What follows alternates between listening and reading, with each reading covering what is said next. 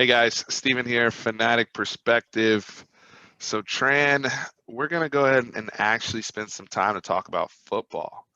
I know that's not really common right now, especially in our fan base with all the drama and nonsense going on, but we actually want to talk about the Texas football team and things that are going on the field. We're going to spend most of this video talking about the Texas OU game and, just kind of living with this now for a few days and where do we go from here and what is the outlook, because contrary to popular belief, we still have 6 football games left in this season, Tran.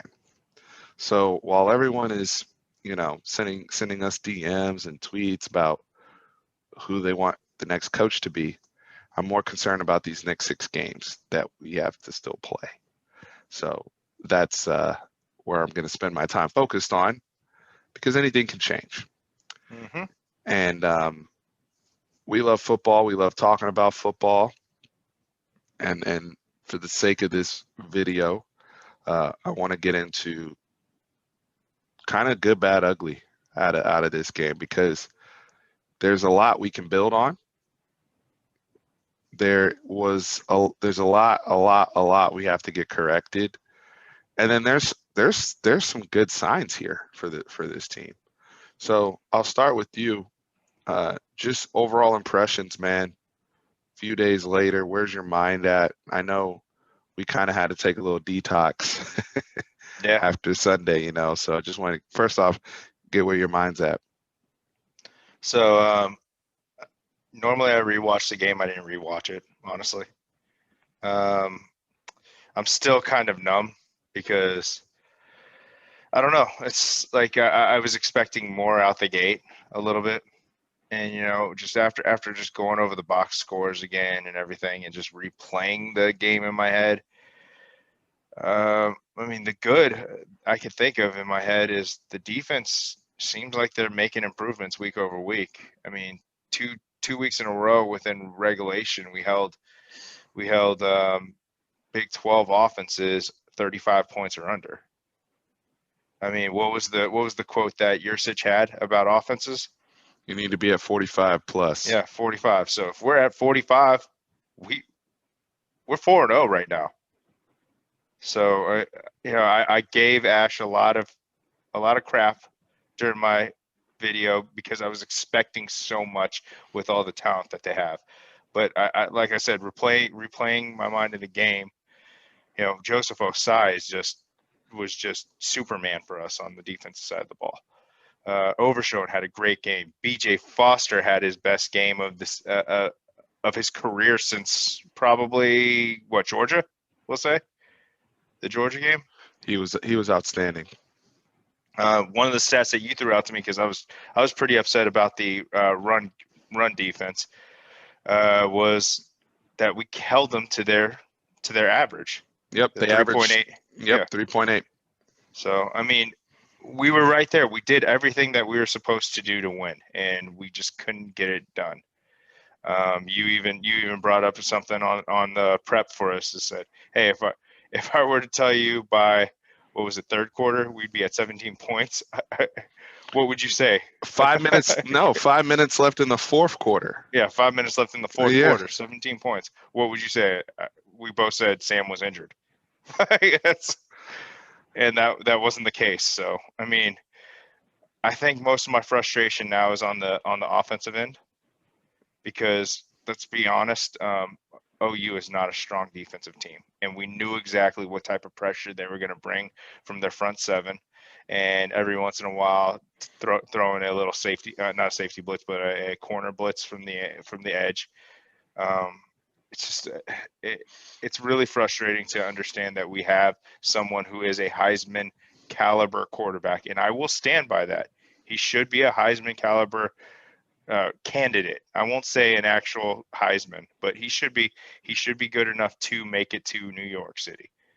I don't think they'll do it in New York City this year, but you know what I'm saying. And we're playing with teams that we're not supposed to be playing with. So Sam Ehlinger because I do want to get to the defense. I agree a lot what you said on the defensive side. I can't give him the Heisman moniker right now, despite all the touchdowns, because he now has what 21 touchdowns. No, I'm not And giving him the moniker. I'm just saying he has the talent to yes, be one of the finalists. Yes. yeah, he does, and it's just it's difficult because I always say, and I said this on RJ's video, and I'll continue to say it, we go as Sam goes. Mhm. And for his game was good, bad, ugly on Saturday. And watching it back, or I watched the rewind with Tom Herman, and then I watched it on my own again. But on the rewind, there was a lot Tom was putting on Sam in terms of he's got to make that throw, or hey, that was poor read, and he fought like a warrior at the end of the game and almost willed us all the way to victory, just off of sheer will, all of it. And we don't expect anything less from Sam, and that's why we go so hard for him, right? Like when people throw rocks at our quarterback and say all sorts of things, we always defend him because of what you saw at the end of the game. Like there's nobody more competitive than he is, and trying to secure victory. And I think that is a very important attribute to have in any quarterback, regardless of style of play. Now, I'm not seeing him throw the ball the way he did a year ago right now. I'm just not. And that's what, I don't know if he has to get it cleaned up or if he's what it is. There was too many opportunities, too many yards on the field that were missed. Now, this offense as a whole has an execution problem because the offensive line, we'll get to them. They're one of the primary culprits here. The outside wide receivers, all that, right? And so I do understand that Sam's timing is going to be an issue because you're mixing and matching. Every week we have a different kind of crew of receivers. Like Jordan Whittington, for his first real college football game was really, really good, right? Like before that, he only played like half of the Louisiana Tech game and he played, half of the UTEP game. That was his college career. And then all of a sudden we need him almost every play against OU because we're that short, right? And he stepped up and did a really good job. But the week before was Jake Smith, and the week before was Brennan Schooler and Kai Money, right? And so every week these guys are changing. So I think some of it is timing related in terms of just trying to find that chemistry with a bunch of guys who are going in and out of the lineup. But some of it is just he's flat missing. Like Tariq Black is wide open on a drag route coming across the field.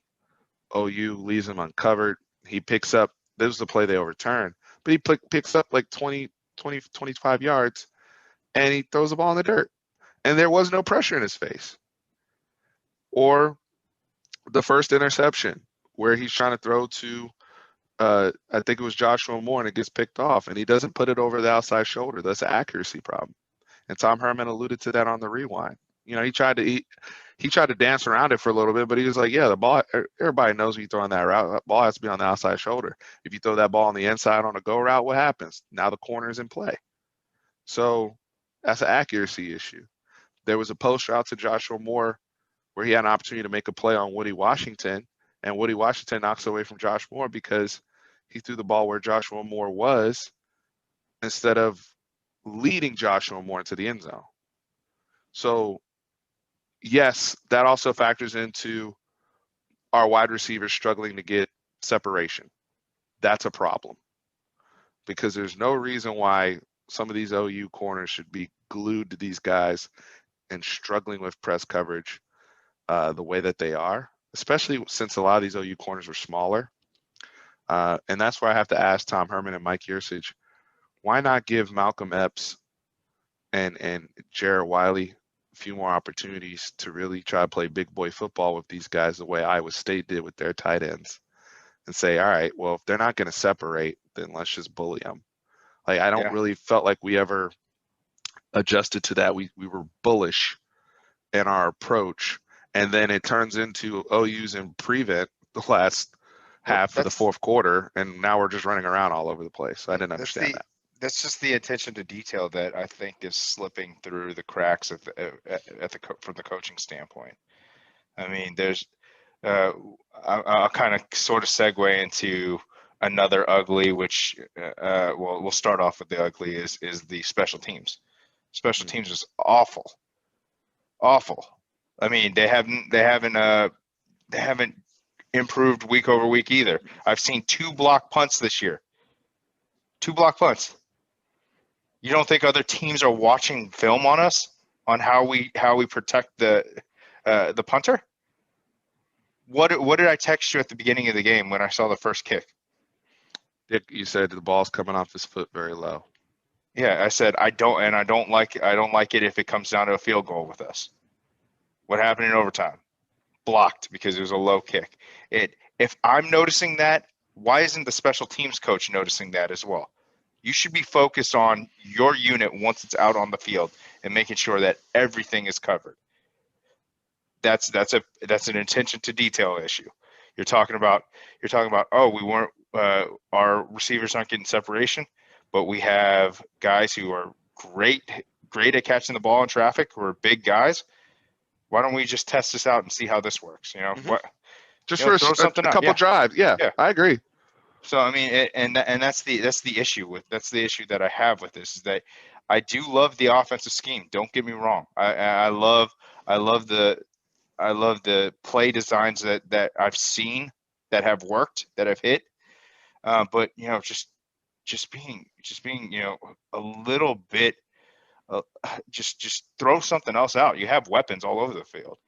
So that's my first big criticism of Yurcich, where I will assign blame to him in this particular game, is saying, all right, look, Iowa State had found money with these big guys. Let's try to get them out in space. K-State had found money with throwing to the running backs, getting them out. We had a little bit of success at the end of the game when we went back to Keontae Ingram. Okay, he caught a touchdown at the end of the game to get us to overtime. Bijan Robinson had a couple catches. More of that type of stuff. If we're struggling that much to work outside, we've got to adjust. Now, here's where the offense is getting hampered. The offensive line is atrocious. We can't sugarcoat this anymore. For them, and we highlighted this, right? We said, hey, Herb Hand, your crew gave up how many sacks last year, Tran? 9. 9 sacks. 9 sacks last year in this same game, in the same stadium. And y'all come back here and give up 6 more sacks. It's a 50% improvement. Knock it off. I mean, so that's 15 sacks in 2 games. Mm-hmm. So, I'm holding Sam Ehlinger accountable, right? He stepped up and because he also, like I said, his warrior spirit had run the football, 4 touchdowns, over 100 yards rushing. He just said, F it, I'll do it myself, right? And I've held him accountable for the throwing stuff. But damn, guys, y'all can't help this guy out, offensive line. And on top of that, y'all getting penalized. So what do we do well on the offensive line? Because we can't run block, and now we can't pass block.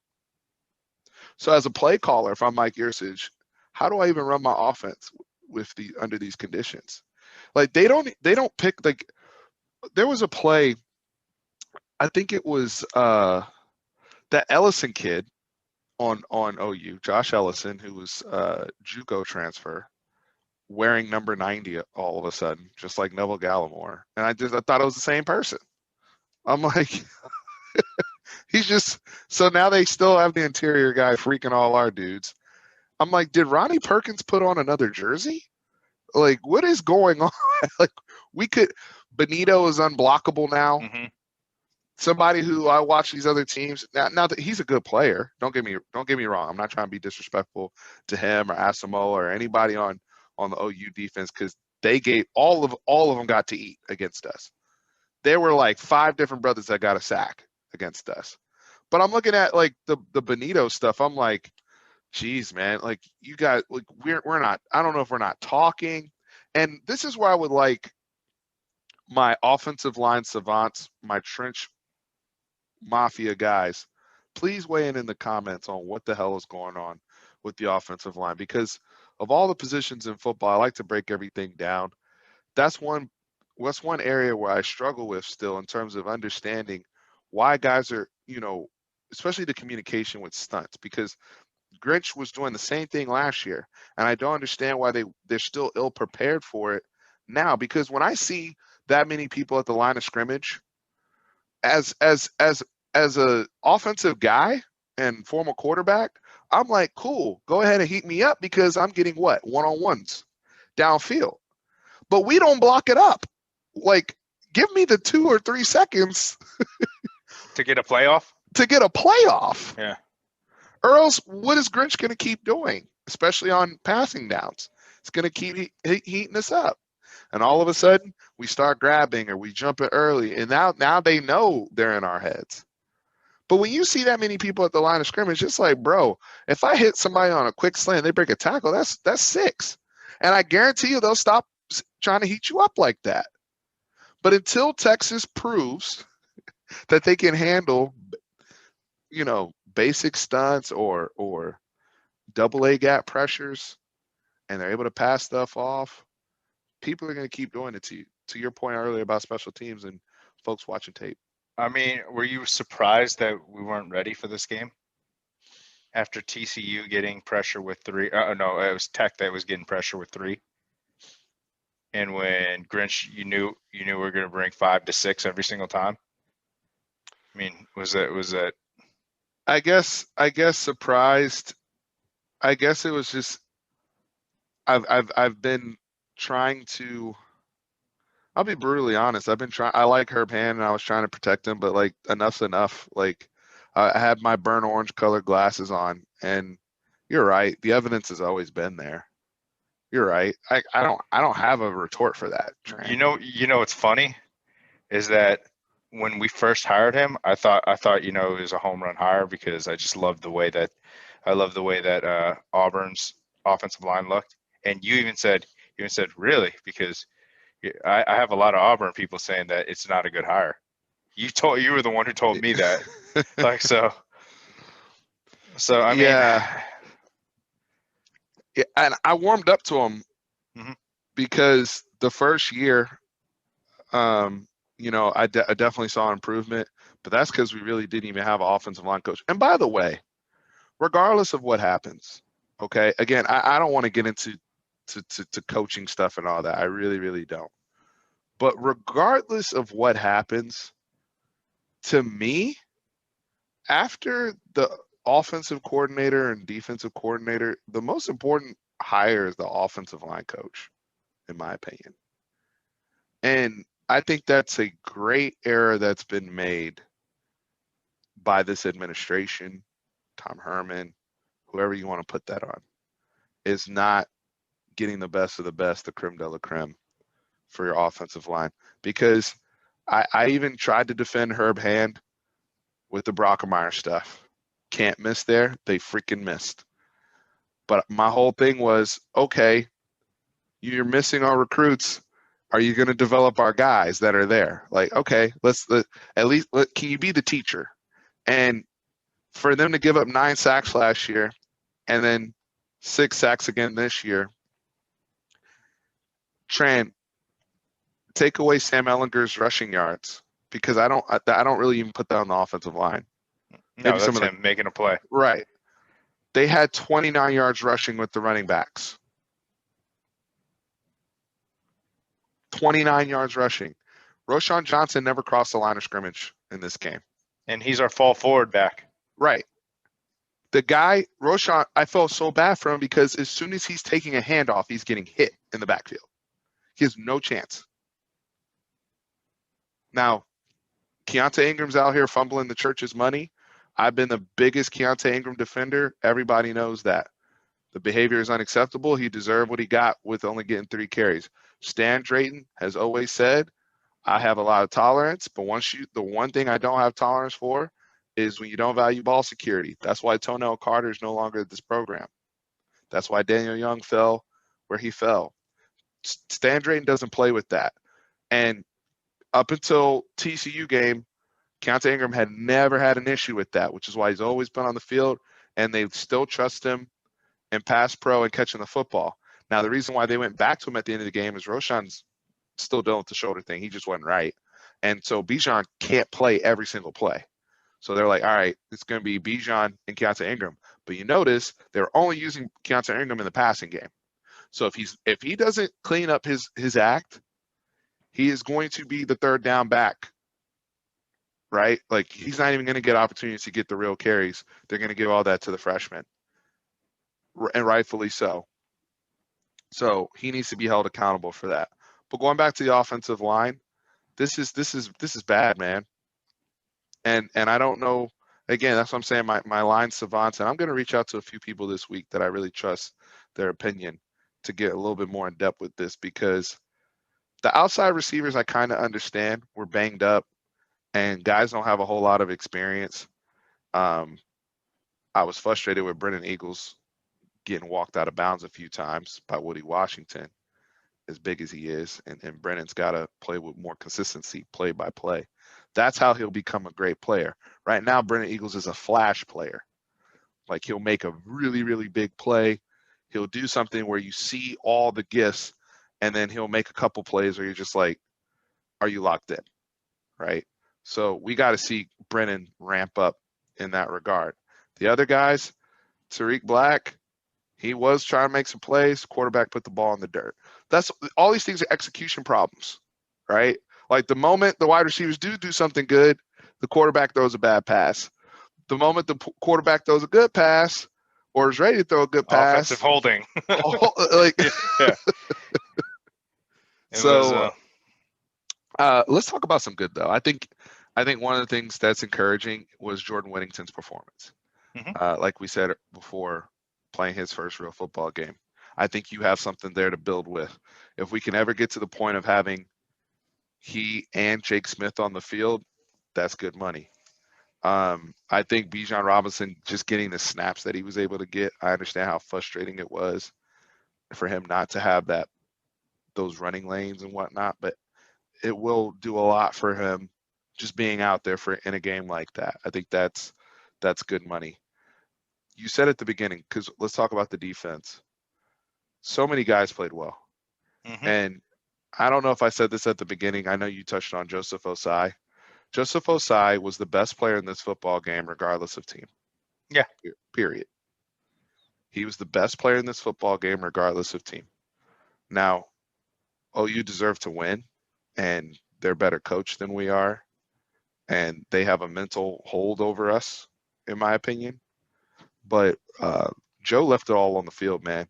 And not only did he leave it on the field, but he made some Superman plays.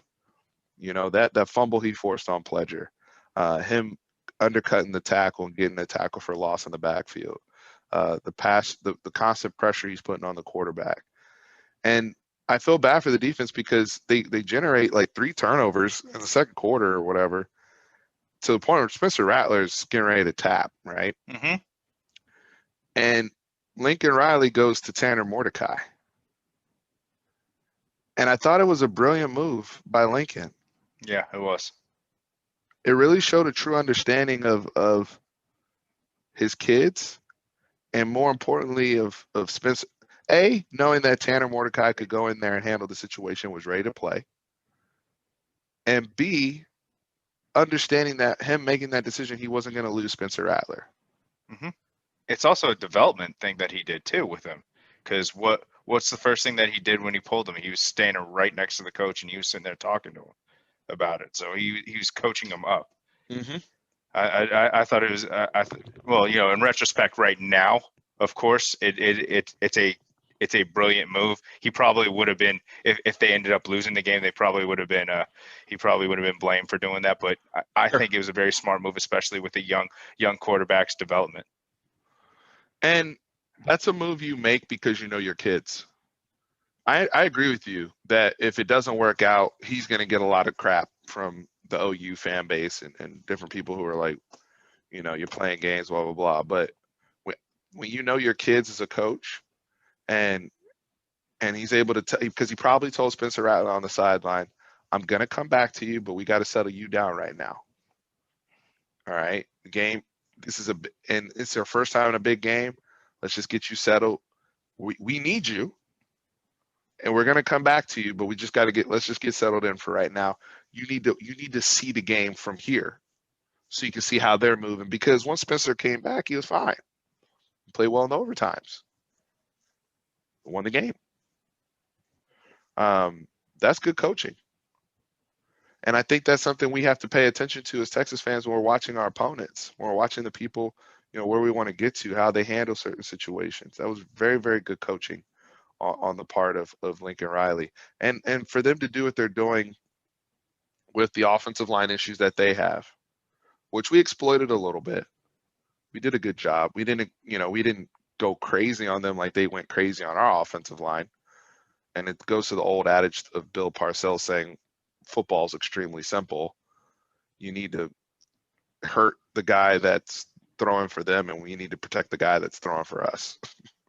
That's football. And we were able to do that to some degree, but they're in there with their fourth string and fifth string tailback. And TJ Pledger and Marcus May. Actually, if you want to be real, maybe fifth or sixth string, because Seth McGowan had more carries than both of them. Third string. Yeah.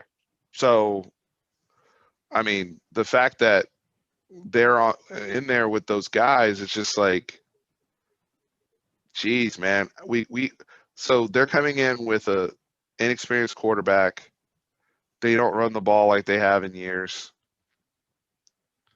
Their defense isn't great, and we still can't get a dub. That's discouraging.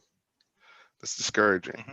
But to your point, I thought that I agree with you. I think week over week, the defense is getting better under Chris Ash.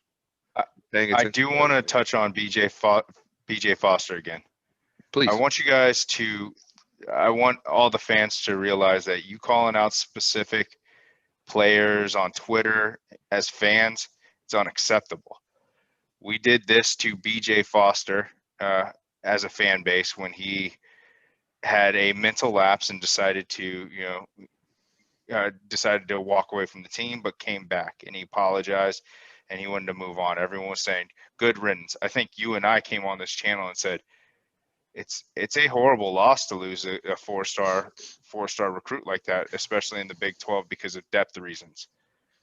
We ran into depth issues this game, and he played like a all-star. We need whoever we can to get through the season. And if you're a fan, you need to be a fan. You could be an armchair quarterback, understandably. I get it. You spend a lot of time. You spend a lot of time, and a lot of emotions are put into these and into these games from a fan perspective. But we're not exerting the energy. So we need to ride with our people because the fan base definitely can hurt us in the long run through recruiting and through especially recruiting, because that's where it all comes from. That's where wins come from, is recruiting. So. And that's why we wanted to talk about ball today, right? And I think that was extremely well said, Tran. Thank you, because we're losing sight of why we're here. And I came down hard on BJ Foster when I first reacted to this. And even when I came down hard on him and said, hey, you still got to handle the kid with love, right? Like, he is still part of your football team. Would I have let him play the following week? Me personally, no. But they decided to handle it. And once the team said water under the bridge, and the team captain spoke up and said what they said, that's how you decide those issues, right? And if the locker room is unified and they say, you know what, our brother slipped up, no worries, we moving forward. Coaches are good with it. Then what else do we need to say as fans? And thank God we have BJ Foster, because I didn't know Caden Stearns wasn't going to play, Me neither. right? Like, just like we didn't know Jake Smith wasn't going to go. So him being ready and giving a professional effort and not just being able to fill in for somebody, but making the most of his opportunity. I thought that was such a bright spot of today. I think Overshone, going to Overshone, I think he's getting better every single week Mhm. running linebacker. Every single week. He start like the interception he made where does the fake blitz. He's basically lined dropped up, yeah, and and he's lined dropped up in the as a coverage. defensive end. He drops in the coverage. Spencer Rattler doesn't see him. He throws blind because he's trying to hit Stogner. It's a pick. It's a great play. It's a great play by the D. Got the proper depth, made a great interception, and was able to get 30 yards out of it. We're seeing BJ Foster even covered better. Going back to him, he covered Stogner well in the red zone a few times. So yeah, people are gonna look at this. Oh, we gave him 53 points. Well, 4 overtimes. They played 97 snaps. Completely ran out of gas. All right. At the end of the game, I know OU's defense eventually ran out of gas too when they were trying to deal with the whole Sam Ehlinger running all over the place thing. You could kind of see it because some of those guys didn't want to hit him. I saw Pat Fields make a couple business decisions on on OU a couple times. Um, it Look, we've got to clean up. The other thing I will say that's ugly is the penalties. We've got to clean up the penalties. And again, the people that are everyone that's critical of Tom Herman, this is where we're really, really good on him. For him to say, "Oh, we've got to figure out a way to, discipline our players for penalties," like you would never hear Nick Saban say that out of his mouth.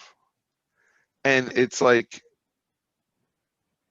you see the Chris Brown celebration after like an 18-yard game, and it's like, why do we have these moments of the game where we're not self-aware of what's going on? Like, there's too many. The Kerstetter penalty, which was going to be a 1st and goal at the 1. Like, I think how it do was a you? fourth and inches at the Oh, at the 4th and one, it. but Sure. we're Yeah, we going would have for gone. it Yeah, all day, every yeah, day. yeah. I mean, but that took. My point is that pretty much took points off the board. Hmm. That's inexcusable. Like, why do we have these moments?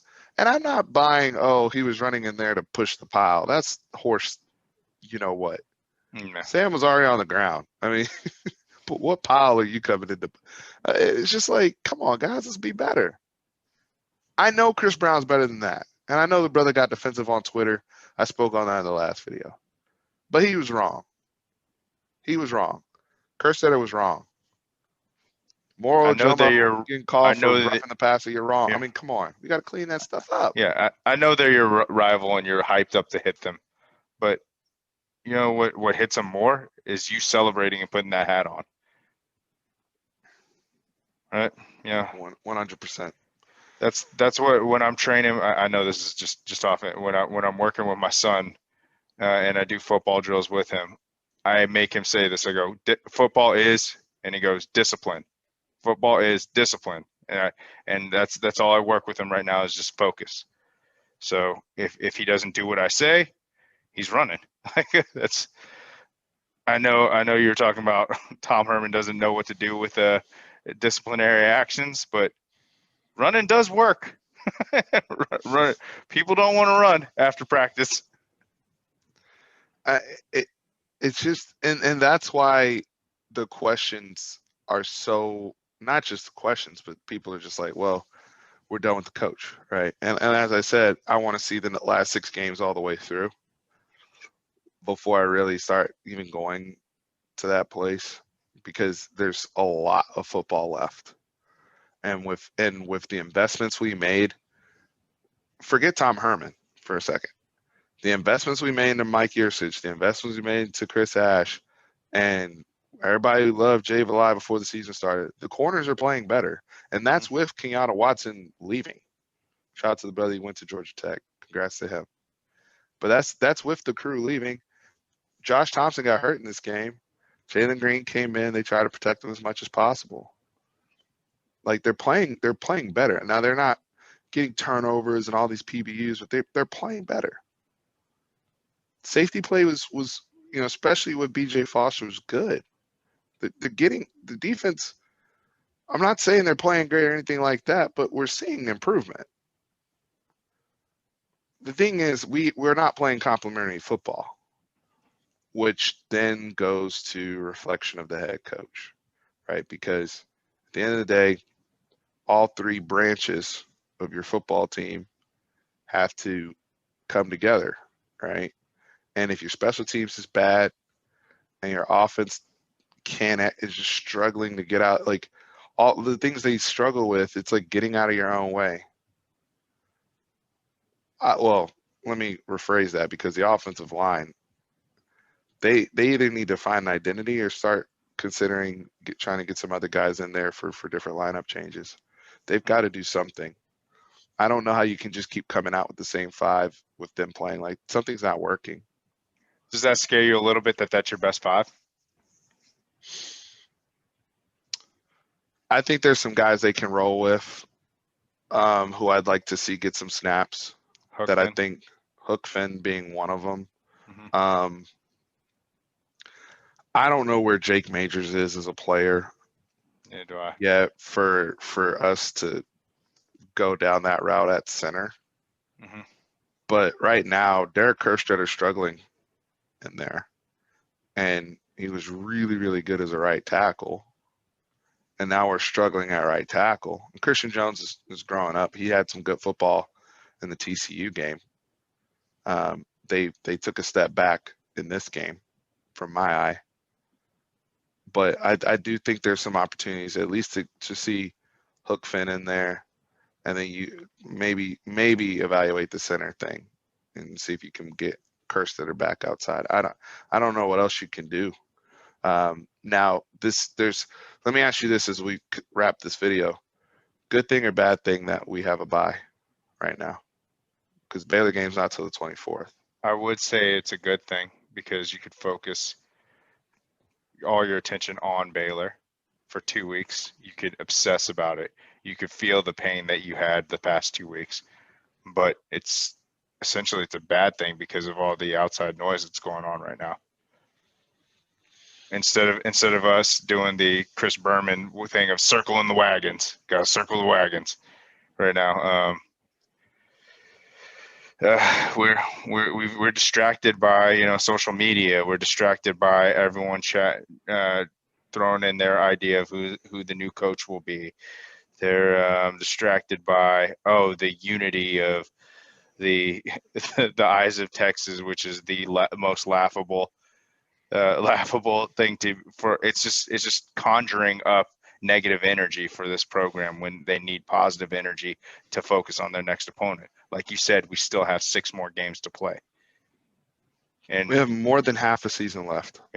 And we still are alive in the Big 12 championship hunt. Yeah, I mean, the teams that are 3-0 is what? Iowa State. Let me look at this real quick. It's like Iowa State, Oklahoma State, and Kansas State. And Kansas State just lost their quarterback. We get to play all those guys. Yeah. Why are we already putting a bow on this season? Like, I'm just saying, I want to see things play out. Now, to answer the question I asked you, I typically like the buys, but we didn't handle the first buy well that we had going into the Tech game earlier this year. We didn't handle it well. And I agree with you. I think it's a double-edged sword because I don't know, honestly, if they had played a game this weekend and the noise was like this, I don't know how they would be able to focus. Maybe good to like kind of let this stuff just die over the weekend maybe, or calm down. And then next week, when they're really, really prepping for Baylor, they'll be okay. And it's a home game, which again could be a good or bad thing. Who knows at this point with where our fan base is. But I just want these kids just keeping the kids in mind. I want them to have opportunity to focus on the next 6 games. All these teams, not just Texas, but all these teams have been through so much trying to provide us football in the middle of a pandemic and some sort of normalcy and understanding. And yes, these guys are on scholarship. Yes, these guys, it's their obligation to the scholarship they sign at the school. But it's also for our entertainment, right? And you know, I just want them to be, having the environment to be able to worry about trying to get their season back on track over these next 6 games and figure out a way to get into the mix of the Big 12 again. That's what I want. I'm not focused on all this other stuff the way, if I'm not saying I disagree or, that's what I'm focused on personally is the next 6 games and us trying to right the ship for the kids, because the kids on the team aren't thinking about all this other crap. At least they shouldn't be. They're trying to win the games. And I say that because I do agree with Tom Herman on this point. They are playing hard. The film doesn't lie. They're just not playing smart sometimes, not executing a lot of the time. But it's not for a lack of I don't see people quitting. And honestly, outside of the Marvin Mims touchdown and maybe the Drake Stoops touchdown at the very end of the game when everybody's dog tired, I don't even see like the same breakdowns we used to have on defense. Like where it's just like, all right, that guy just mailed it in, right? Like I'm not seeing that. So like guys are trying to get to the football. Guys are, offensive line, we've hit on that a lot this video. They've got to figure out how to get that reworked. But Sam Ehlinger's fighting every play, right? Joshua Moore's fighting to the end of these games. Jordan Whittington's out there fighting. He just came back. So from knee surgery. So I'm like, I want these brothers to have the best environment for their next 6 games, and we worry about everything else after the season. That's where my energy is.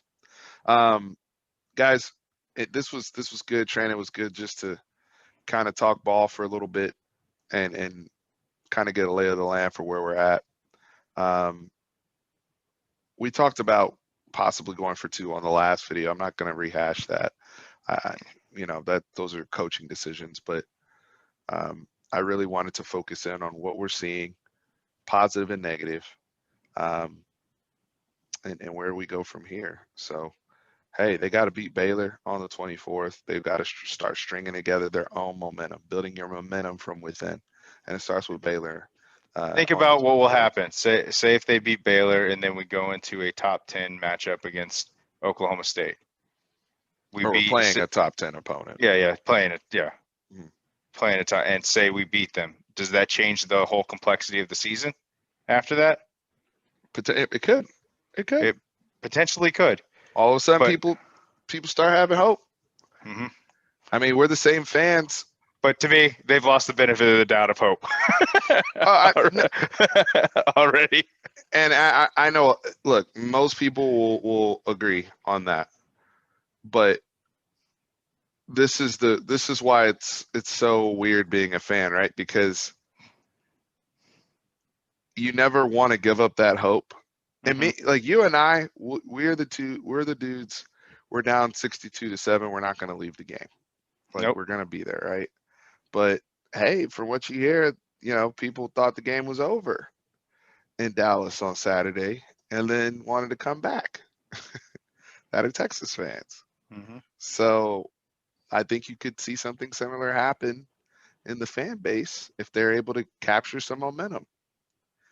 And does Tom Herman at this point, with all the drama going on, just try to summon the us versus the world type of energy? Because I feel like that's really his last card left to play. He's not really.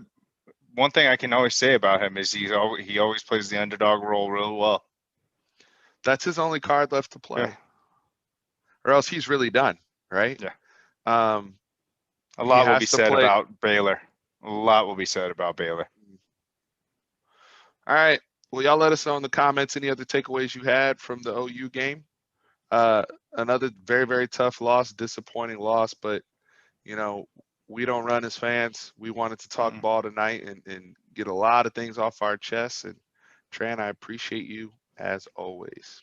Always. All right, guys. Horns always up.